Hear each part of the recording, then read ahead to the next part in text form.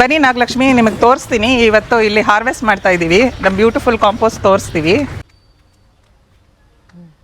ಓ, ಹೀಗಾಗತ್ತಾ? ನಮ್ಮ ಬ್ಲಾಕಲ್ಲಿ 750 ಮನೆ ಇದೆ. 750 ಮನೆಯಿಂದ ನಮಗೆ ಪ್ರತಿದಿನ 500 kg ಹಸಿ ಕಸ ಬರುತ್ತೆ. ಇದು ತಿಂಗಳಿಗೆ ನಾವು ಲೆಕ್ಕ ಮಾಡಿದ್ರೆ 15 ಟನ್ ಆಗಿರುತ್ತೆ. ಆ 15 ಟನ್ ಹಸಿ ಕಸ 5 ಟನ್ ಗೊಬ್ಬರವಾಗಿ ಪರಿವರ್ತನೆ ಆಗುತ್ತೆ.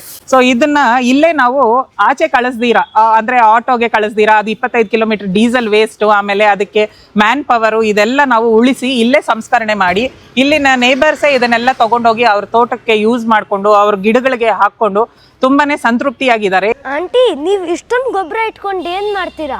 ತಯಾರಾದ 5,000 kg ಗೊಬ್ಬರದಲ್ಲಿ ಅರ್ಧದಷ್ಟು ನಾವು ಮತ್ತೆ ಮರುಬಳಕೆ ಮಾಡುತ್ತೇವೆ.